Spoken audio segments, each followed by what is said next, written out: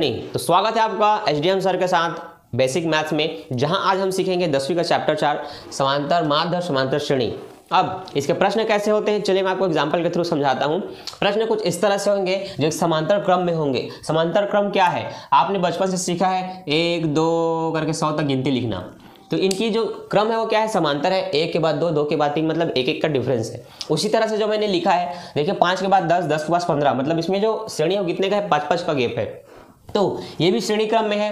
तो जब भी प्रश्न दिया जाएगा उनका क्रम श्रेणी क्रम में होगा, और ये विदाउट क्रम में भी हो सकते हैं, पहले कम फिर ज्यादा। तो ऐसे प्रश्न में अपने को क्या याद करना है, इस श्रेणी का 20वां 5वां कोई भी पद, ये लगभग अनंत तक जाते हैं। आपको किसी भी बीच का संख्या निकालना है, तो जैसे कि 5 10 15 का 20वां पद याद करना है। तो ऐसे प्रश्न में हम क्या करेंगे, सबसे पहले लिखेंगे प्रथम पद क्या दिया है। ध्यान से देखिएगा, मैं पूरा हल कर रहा हूं। प्रथम पद क्या दिख रहा है सामने में, 1 5, तो हम प्रथम पद को ए बोलेंगे और ए बराबर लिखेंगे 5। ठीक है, अगला देखते हैं। अब हमें लिखना रहता है सार व अंतर। क्या लिखना रहता है, सार व अंतर, जिसको हम डी से दर्शाते हैं। किससे, डी से। अब डी क्या कहता है कि द्वितीय पद में प्रथम पद को घटाइए। तो द्वितीय पद क्या दिख रहा है आपको, 10, 10 में प्रथम पद 5 को घटाइए तो कितना बचेगा, 5। अतः डी का मान क्या निकला, 5 निकला। अब आपको जो पूछा जाता है ना 20वां जो भी पद, उसको आप n बोलेंगे। तो n का मान क्या हो गया, 20 हो गया। बस 3 चीज चाहिए, प्रथम पद, सार व अंतर और n। अब ये सब हो गया, तो अब आपको जो पद निकालना है उसके लिए सूत्र लगाना है Tn बराबर a plus n minus 1 into D. अब काफी छोटा लिख रहा हूं, चलिए मैं थोड़ा बड़ा लिखता हूं ताकि आपको अच्छे से दिखे। आपको निकालना है 20वां पद, तो इस n की जगह आप 20 लिखिएगा। a का मान क्या है, 5 है, तो चलिए मैं 5 लिख देता हूं। प्लस यहाँ पर n का मान क्या है, जो पूछा गया है 20, तो हम 20 लिख देते हैं, माइनस 1। और d का मान क्या है, 5 है, तो लिख दिए 5। अब ध्यान से सॉल्व कीजिए। सबसे पहले ब्रैकेट सॉल्व होता है, तो इसको आप वैसे लिख लीजिए। 20 में 1 घटेगा, 19 आएगा। 19 गुणा करेगा 5 से। 19 पंचे किसको पढ़ आता है, बोलो, है कोई इधर जिसको 20 तक पढ़ आता होगा? ज़्यादातर बच्चों को नहीं आता होगा, चलिए कोई बात नहीं। 19 पंचे 95, 19 पंचे 95, 95 में 5 जोड़े 100। अतः मैं कह सकता हूं कि ये जो श्रेणी बढ़ रही है, इसमें 20वें नंबर पे क्या होगा, 100 होगा। क्या होगा, 100। तो इस टॉपिक में आपने क्या सीखा, इस टॉपिक में आपने सीखा Tn का मान ज्ञात करना। हमने यहाँ पर क्या सीखा, Tn का मान ज्ञात करना, हमने ये सीखा Tn। अब हम क्या सीखेंगे, अब हम सीखेंगे n का मान ज्ञात करना। अब हम सीखते हैं n का मान। देखिए अभी हमने Tn ज्ञात किया, अब हम देख लेते हैं n क्या होगा। तो अगर n पूछेगा तो आपको क्या दिया रहेगा, Tn का मान दिया रहेगा। जैसे इसी प्रश्न को मैं ऐसे भी लिख सकता हूं कि 5 10 15 के कितने पदों का मान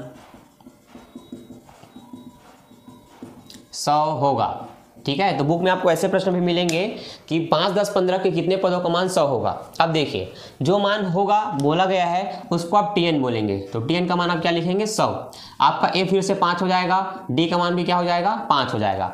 सूत्र वही लगाना है। आपको इसमें n नहीं पता, कितने पद बोला है आपको नहीं पता, तो माना nवां पद, तो n को हम क्या करेंगे, n ही रखेंगे। अब Tn का सूत्र लगा रहे हैं, ध्यान से देखिएगा। Tn का मान हमें 100 पता है, रख दिए 100। a का मान 5 पता है, रख दिए 5। n हमें नहीं पता तो n ही रहेगा। d का मान पता है 5।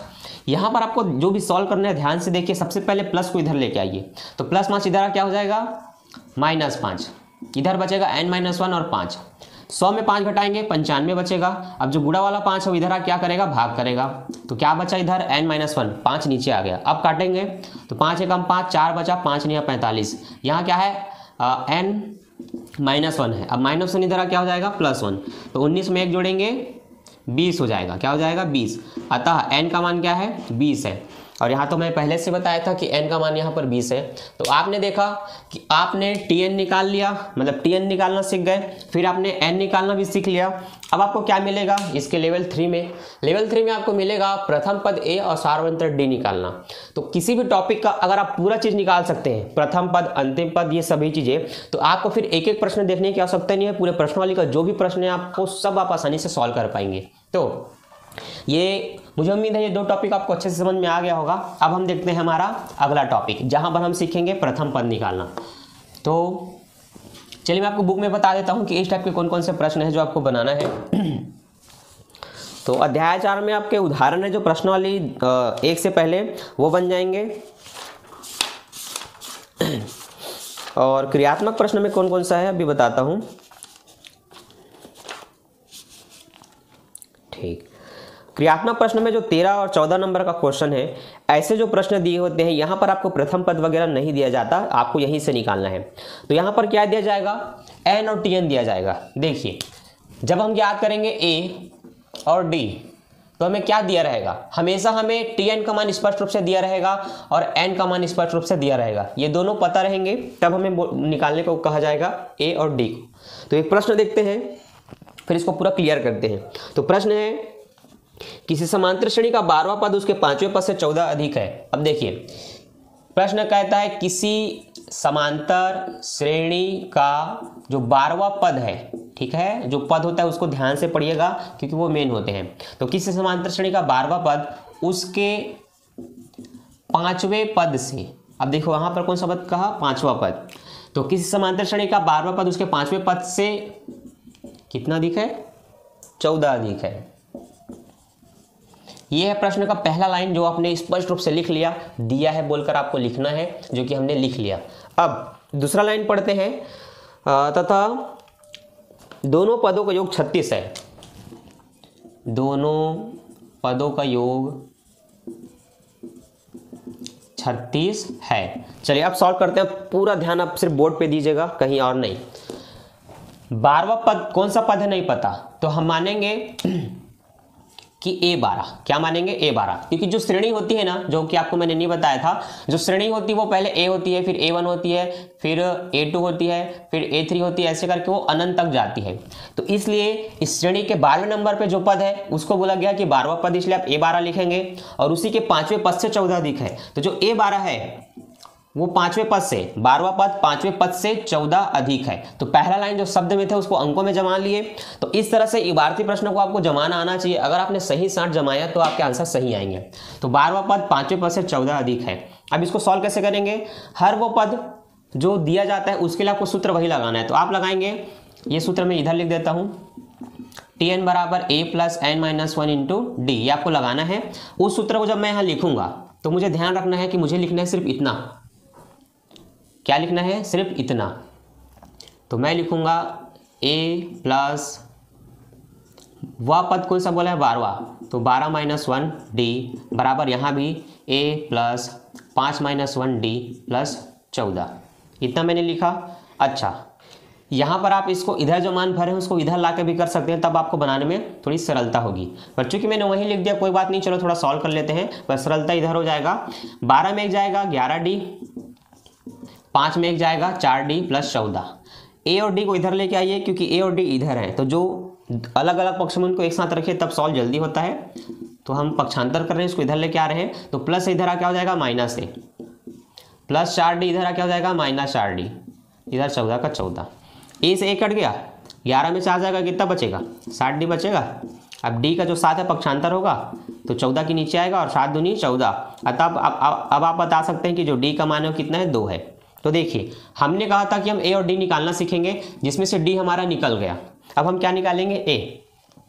तो हम ए निकाल सकते हैं, पर दूसरा कंडीशन कहता है कि दोनों पदों का योग 36 है। तो कौन से दो पद, A12 और A5 का योग कितना है, 36 है। चलिए उसी को अब बनाते हैं, सॉल्व करते हैं इस तरह। तो मैं लिखता हूँ ये A12 मतलब 12वां पद 5वें पद का योग 36 है। तो 12वां पद के लिए भी आपको a plus N minus 1 into D लिखना है, प्लस इसके लिए भी a plus N minus 1 into D लिखना है, बराबर 36 लिखना है। अब a का a रहेगा, n का मान यहाँ 12 हो जाएगा और d का मान हमें पता चल गया है क्या है, 2 है। तो हम यहाँ रखेंगे 2, प्लस यहाँ भी a का a रहेगा, प्लस यहाँ पर 5 माइनस 1 और d का मान पता है 2 बराबर 36। सॉल्व करते हैं तो a के और a के जुड़ के हो जाएगा 2a। 12 में एक जाएगा 11, 11 दूनी 22, क्लियर है। 5 में गया 4, 4 दूनी 8 बराबर 36। 22 और 8 को जोड़ेंगे तो 30 हो जाएगा। कितना हो जाएगा, 30। मुझे उम्मीद है आप ध्यान से देख रहे हैं, बिना स्किप किए, तो आपको सब चीज़ समझ में आ जाएगा। ओके, तो प्लस 30 इधर आ क्या हो जाएगा, माइनस 30। तो 36 में 30 घटाएंगे, कितना बचा, 6 बचा। अब a का 2 पक्षांतर हो जाएगा तो 6 के नीचे आएगा ये 2, तो 2 3 6, अतः a का मान कितना निकला, 3 निकला। तो हमने बेसिक से इस सूत्र में आने वाली सभी चीज़ों को निकालना सीख लिया। आपने सबसे पहले Tn निकाला, फिर आपने n निकाला, फिर आपने d निकाला, फिर आपने a निकाला। तो बताइए इस सूत्र में जो जो चीज़ है उसमें से क्या बच गया? कुछ भी नहीं बचा। आपने a, d, t, n सब निकालना सीख लिया। तो ऐसे ही किसी भी चैप्टर में जाते ही उसमें जो सूत्र अप्लाई होते हैं पूरे चैप्टर के लिए, उस सूत्र के एक एक मान को अगर आप निकाल सकते हैं तो सारे प्रश्न आपसे ईजिली बन जाएंगे। अब कुछ रेयर कंडीशन में ऐसे प्रश्न मिलता है जो थोड़े से टफ है, तो उसको मैं बताऊंगा, पर कैसे बताऊंगा? जब तक आप कमेंट नहीं करेंगे मुझे पता नहीं चलेगा कि वो प्रश्न आपसे नहीं बन पा रहा है। तो कमेंट करना बहुत जरूरी है, इससे मुझे भी पता चलेगा कि कितने बच्चे इस वीडियो को देख करके सीख रहे हैं। तो मुझे उम्मीद है आप वीडियो को पूरा देख के ध्यान से देखते हैं और आपको वीडियो पसंद आता है और आप सीखते भी हैं। तो चैनल को सब्सक्राइब कीजिए, वीडियो को शेयर कीजिए और कमेंट करना ना भूलें, क्योंकि आपका कमेंट हमें बताता है कि कितने बच्चे पढ़ रहे हैं, जिससे हमें मोटिवेशन मिलता है।